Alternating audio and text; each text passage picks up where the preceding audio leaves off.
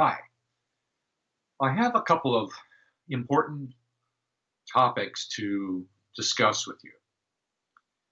And it's not easy to explain unusual principles that I personally believe that are absolutely essential for anyone's long-term personal progress. And one of those is to understand the nature of one's existence as it is defined by a word called the will. That is a big word, and I don't think it's commonly discussed clearly enough, whether in history or in philosophy or theology or personal responsibility, the nature of what the human will is.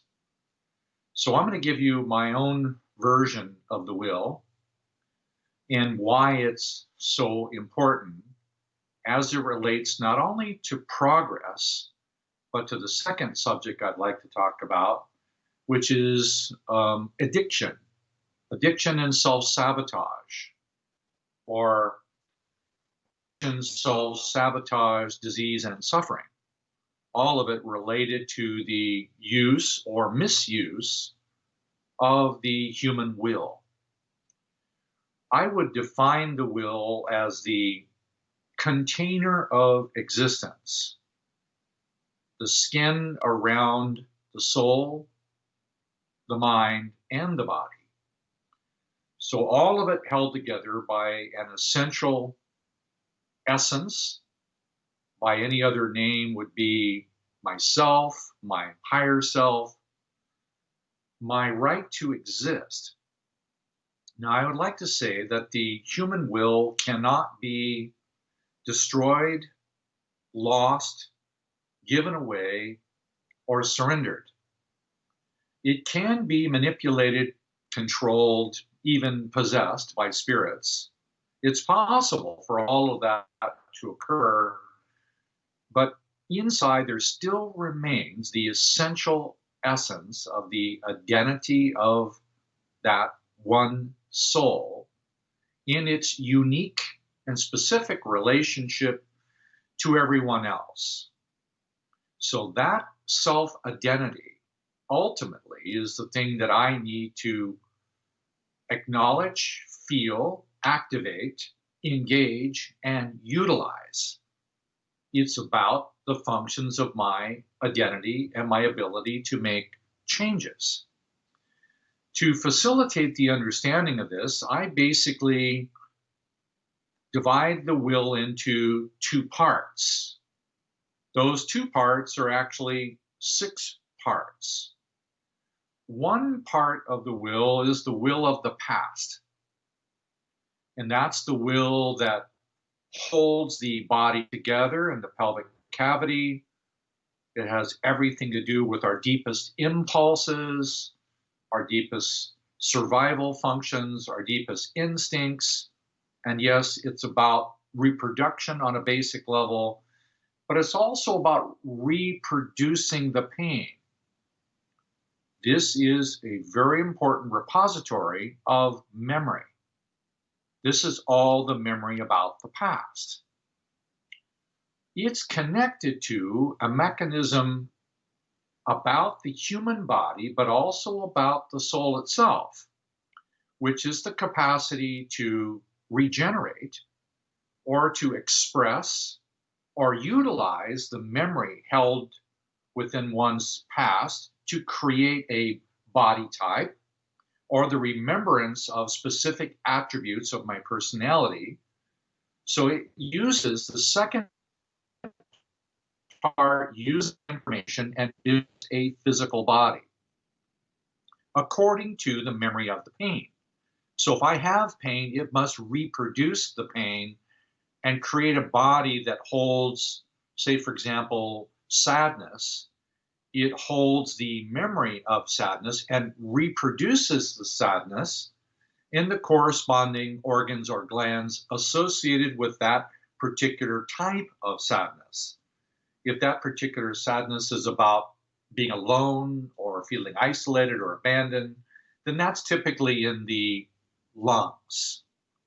If that's a sadness that I'm personally sad about my own sense of failure about the future, then that's usually the lower colon or digestive tract. So the type of sadness, and there are multiple forms, would then be take this part and would make the body according to that sadness and would affect my lungs in that case. The third part is the part that is associated with taking the memory, building the body, and then distributing it or transferring it.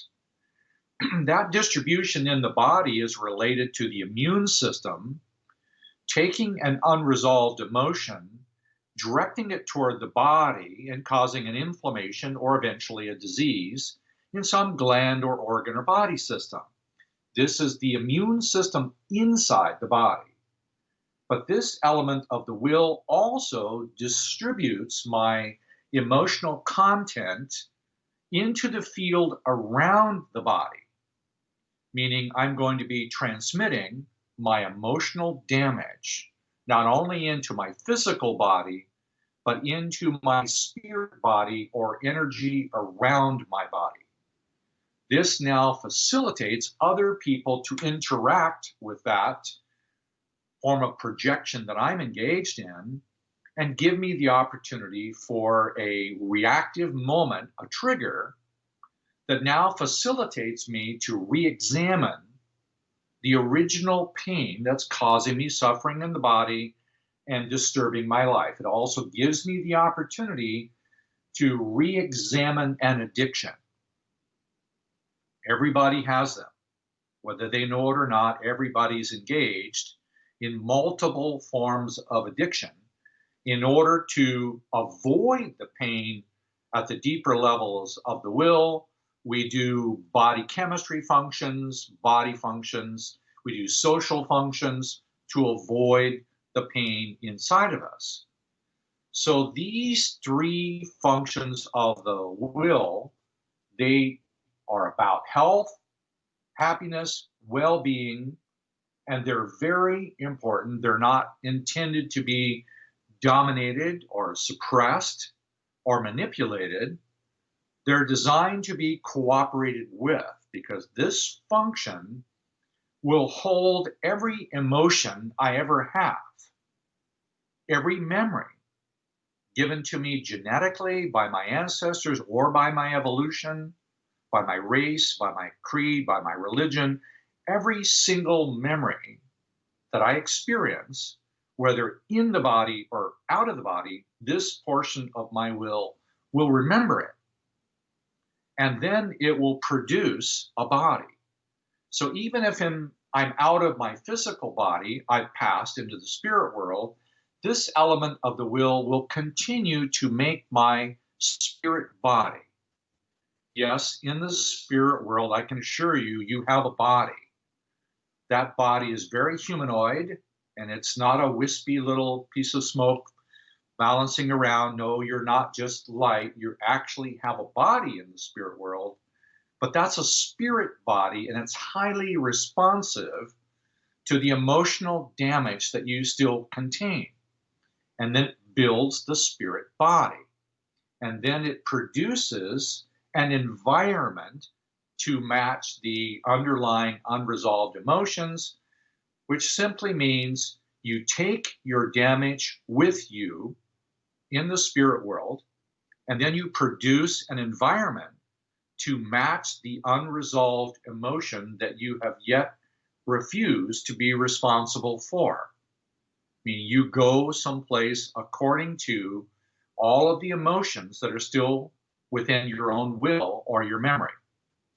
Now, in order to change the past, there is another side of the will, which you could refer to as the future-oriented will or the free will. No, 99% of the time, one's, quote, free will is not altogether free. Meaning, yes, you can move your fingers, you can walk around, you can make choices about words, so you can make choices on activities or relationships, but the element of the free will is only going to go as far as the old will allows it to go. So I may want to be healthy in my body. I may want to be enlightened in my mind. I may want to have ultimate freedom to do whatever I want forever, which I believe is our divine existence, is having the ability to be able to do what we want. As long as the resolution of the old patterns is resolved so that our new patterns are not going to cause injury or do something unloving to someone else. So the future-oriented will is primarily composed of feeling. Now, I'm saying something that I consider to be important. The use of this feeling-oriented direction of my choice needs to ideally be focused on truth.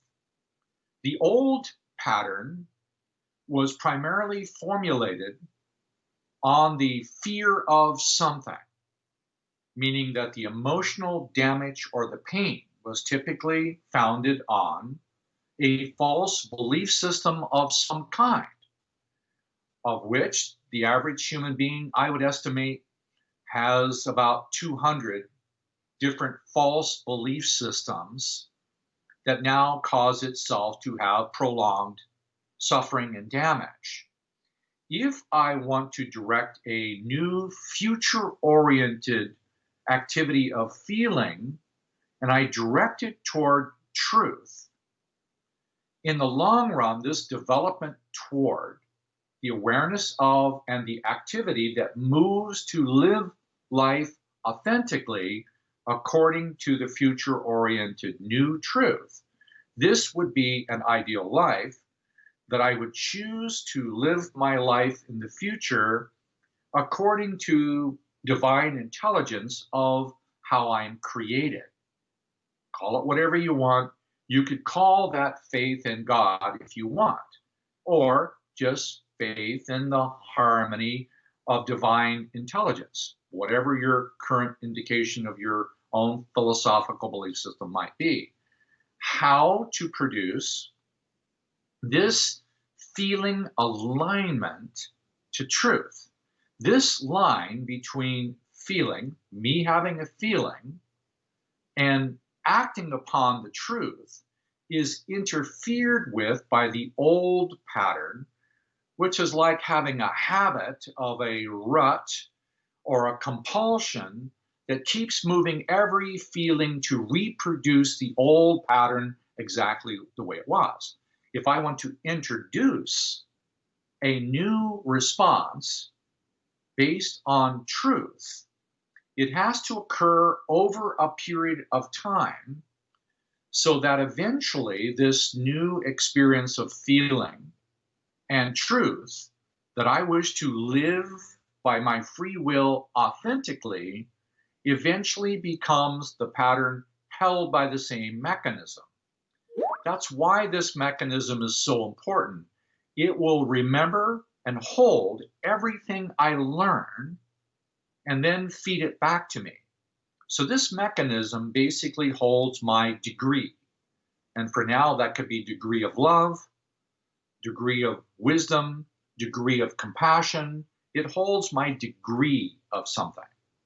Now, if I want a new degree of truth and a new degree of authenticity, I need to utilize the mechanical existence of the laws that create the future. So if I'm willing to use sincerity, earnestness, intention, motivation, and even innocence, and some degree of faith, meaning giving myself the opportunity to live in the present as if it is the future. So if I recognize the mechanics are that I need to build a circuit, a particular line from feeling to truth that has not been created before. Because most of the ancestral information that I acquired and or from my parents or early childhood, or from some of my early childhood impulses that became addictions, they were usually based on pain or suffering from the past, not about truth.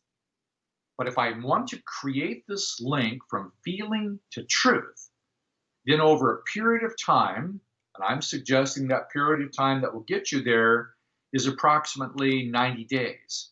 So if I have a sincere desire to want to know the truth and act upon that truth authentically, it will take me a period of time in order to be able to achieve it.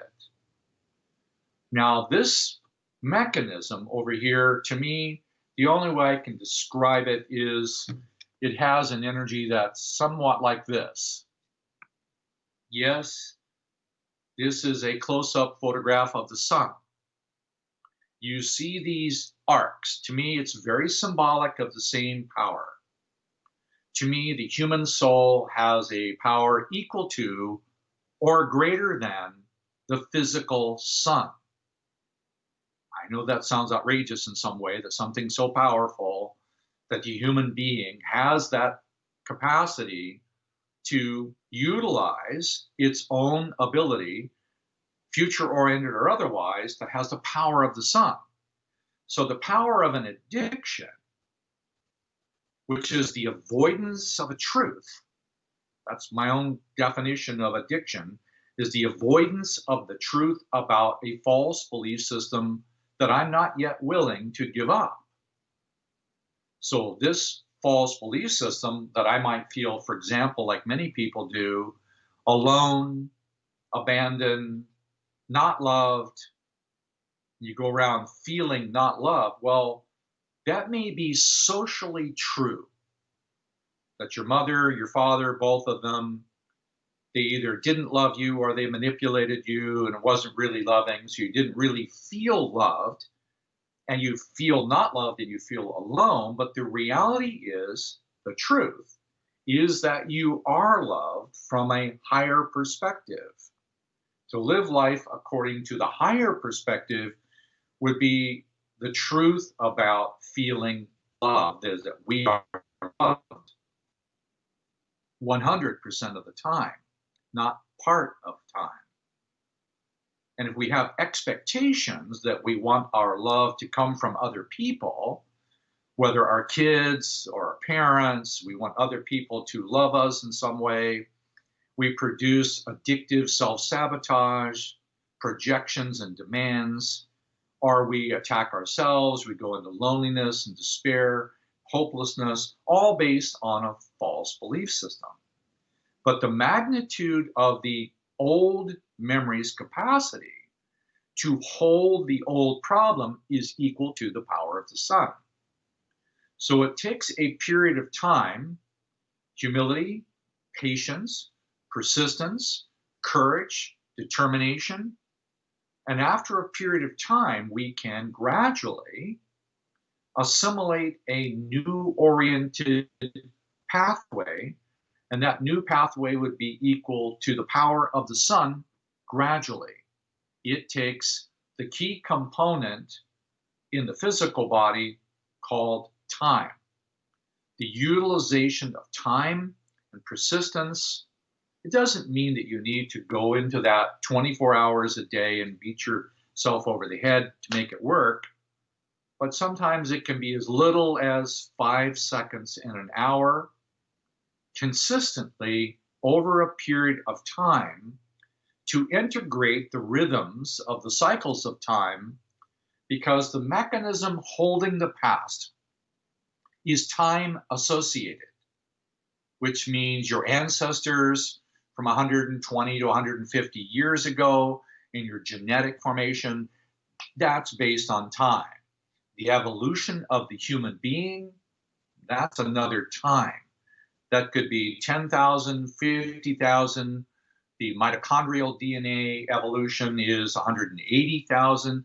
So you have 180,000 years of ancestral memory, as well as the memory that you have in your short lifetime since your childhood, as well as the ancestral memory going back 3 or 4 generations in your physical composite.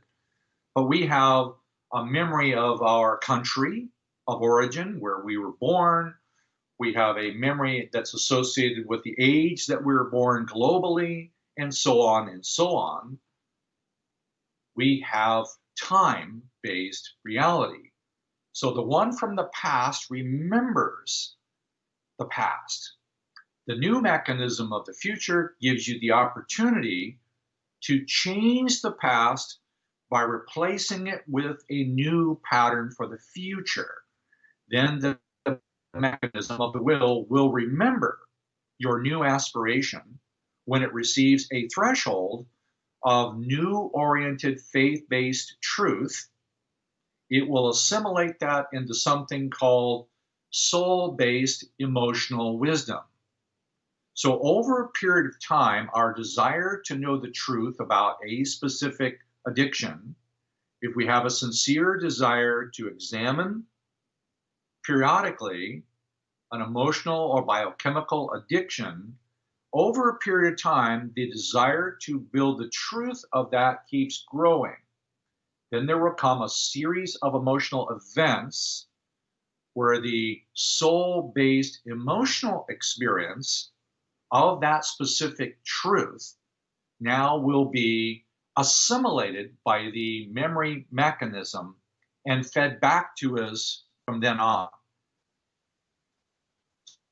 So once we emotionally learn something on a soul-based level, it is permanently fed back to us until it is eventually replaced by the same thing at a higher degree.